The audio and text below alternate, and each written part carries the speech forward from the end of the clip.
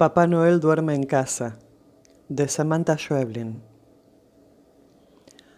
La Navidad que Papá Noel pasó la noche en casa fue la última vez que estuvimos todos juntos. Después de esa noche, papá y mamá terminaron de pelearse, aunque no creo que Papá Noel haya tenido nada que ver con eso. Papá había vendido su auto unos meses atrás porque había perdido el trabajo, y aunque mamá no estuvo de acuerdo, él dijo que un buen árbol de Navidad era importante esa vez, y compró uno de todas formas. Venía en una caja de cartón, larga y plana, y traía una hoja que explicaba cómo encajar las tres partes y abrir las ramas de forma que se viera natural. Armado era más alto que papá, era inmenso, y yo creo que por eso ese año Papá Noel durmió en nuestra casa. Yo había pedido de regalo un coche a control remoto. Cualquiera me venía bien.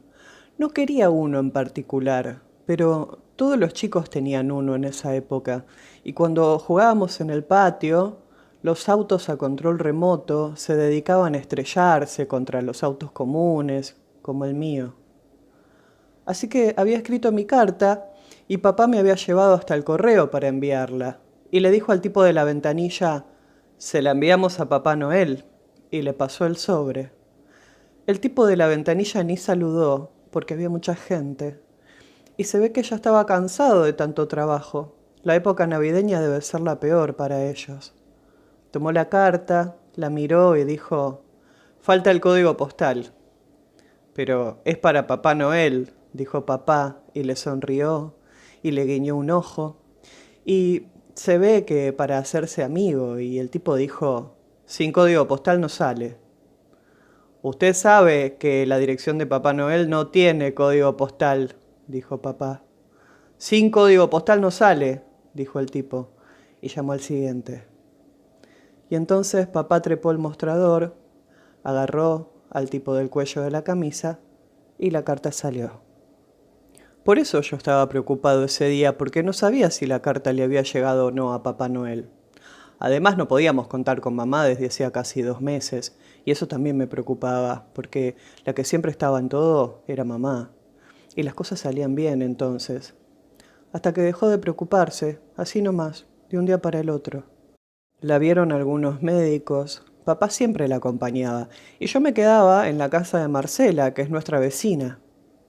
Pero mamá no mejoró. Dejó de haber ropa limpia, leche y cereales a la mañana. Papá llegaba tarde a los lugares a los que debía llevarme. Y después llegaba otra vez tarde para pasarme a buscar. Cuando pedí explicaciones, papá dijo que mamá no estaba enferma, ni tenía cáncer, ni se iba a morir. Que bien podría haber pasado algo así, pero él no era un hombre de tanta suerte. Marcela me explicó que mamá simplemente había dejado de creer en las cosas, que eso era estar deprimido, y te quitaba las ganas de todo, y tardaba en irse. Mamá no iba más a trabajar, ni se juntaba con amigas, ni hablaba por teléfono con la abuela. Se sentaba con su bata frente al televisor y hacía zapping toda la mañana, toda la tarde y toda la noche. Yo era el encargado de darle de comer. Marcela dejaba comida hecha en el freezer con las porciones marcadas. Había que combinarlas. No podía, por ejemplo, darle todo el pastel de papas y después toda la tarta de verduras. La descongelaban en microondas y se la alcanzaba en una bandeja, con el vaso de agua y los cubiertos. Mamá decía, gracias, mi amor, no tome frío. Lo decía sin mirarme, sin perder de vista lo que sucedía en el televisor. A la salida del colegio me agarraba de la mano de la mamá de Augusto, que era hermosa. Eso funcionaba cuando venía a buscarme papá, pero después, cuando empezó a venir Marcela, a ninguna de las dos parecía gustarle eso, así que esperaba solo, debajo del árbol de la esquina. Viniera quien viniera a buscarme, siempre llegaban tarde. Marcela y papá se hicieron muy amigos, y algunas noches papá se quedaba con ella en la casa de al lado, jugando al póker, y a mamá y a mí nos costaba dormirnos sin él en la casa. Nos cruzábamos en el baño y entonces mamá decía, cuidado mi amor, no tome frío, y volvía frente al televisor. Muchas tardes Marcela estaba en casa. Eran las tardes en que cocinaba para nosotros y ordenaba un poco. No sé por qué lo hacía. Supongo que papá le pediría ayuda y como ella era su amiga, se sentía en la obligación, porque la verdad es que no se la veía muy contenta. Un par de veces le apagó el televisor a mamá. Se sentó frente a ella y le dijo: Irene, tenemos que hablar. Esto no puede seguir así. Le decía que tenía que cambiar de actitud, que así no llegaría a ningún lado, que ella ya no podía seguir ocupándose de todo, que tenía que reaccionar y tomar una decisión o terminaría por arruinarnos la vida. Pero mamá nunca contestaba. Y al final Marcela terminaba yéndose con un portazo y esa noche papá pedía pizza porque no había nada para cenar y a mí la pizza me encanta. Yo le había dicho a Augusto que mamá había dejado de creer en las cosas y que entonces estaba deprimida y él quiso venir a ver cómo era. Hicimos algo muy feo que a veces me avergüenza. Saltamos frente a ella un rato, mamá apenas nos esquivaba con la cabeza. Después le hicimos un sombrero con papel de diario, se lo probamos de distintas maneras y se lo dejamos puesto toda la tarde, pero ella ni se movió. Le quité el sombrero antes de que llegue papá. Estaba seguro de que mamá no iba a decirle nada, pero me sentía mal de todos modos. Después llegó Navidad. Marcela hizo su pollo al horno con verduras horribles, pero como era una noche especial me preparó además papas fritas. Papá le pidió a mamá que dejara el sillón y cenara con nosotros. La movió cuidadosamente hasta la mesa. Marcela la había preparado con un mantel rojo, velas verdes y los platos que usamos para las visitas. La sentó en una de las cabeceras y se alejó unos pasos hacia atrás, sin dejar de mirarla. Supongo que pensó que podría funcionar, pero en cuanto él estuvo lo suficientemente lejos, ella se levantó y volvió a su sillón. Así que mudamos las cosas a la mesa ratonera del living y comimos ahí con ella. La tele estaba prendida, por supuesto, y el noticiero mostraba una nota sobre un sitio de gente pobre que había recibido un montón de regalos y comida de gente de más plata. Y entonces, ahora estaban muy contentos. Yo estaba nervioso y miraba todo el tiempo el árbol de Navidad porque ya iban a ser las 12 y quería mi auto. Entonces mamá señaló el televisor. Fue como ver moverse un mueble.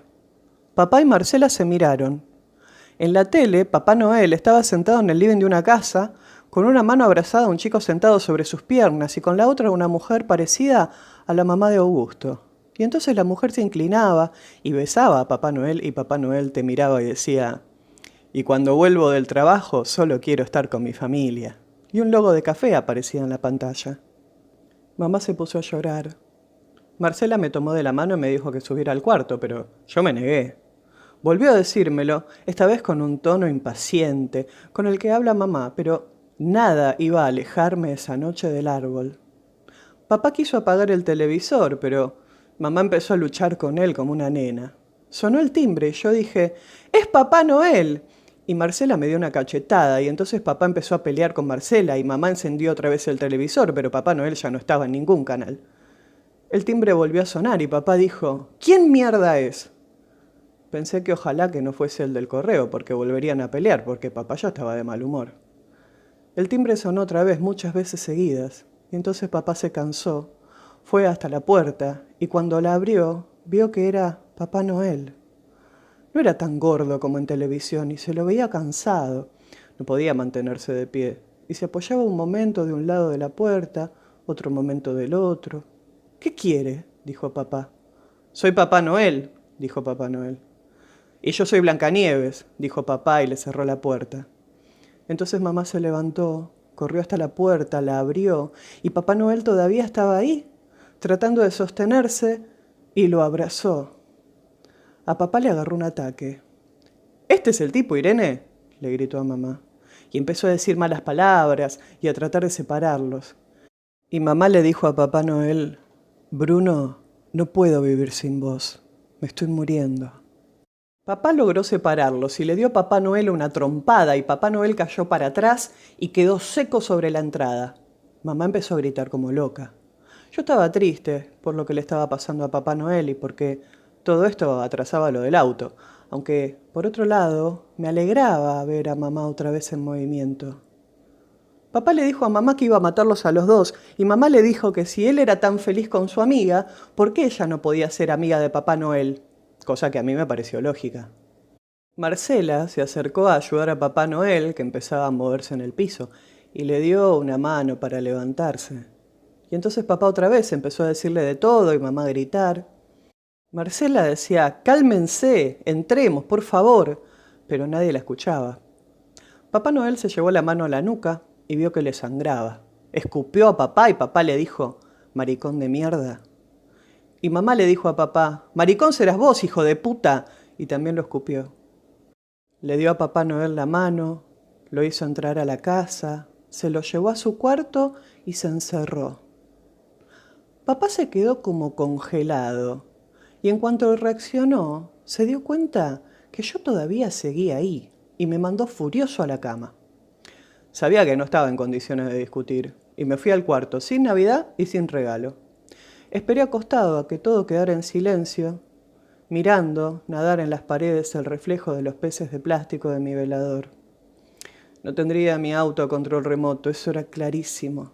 Pero Papá Noel dormía en casa esa noche y eso me aseguraba un año mejor.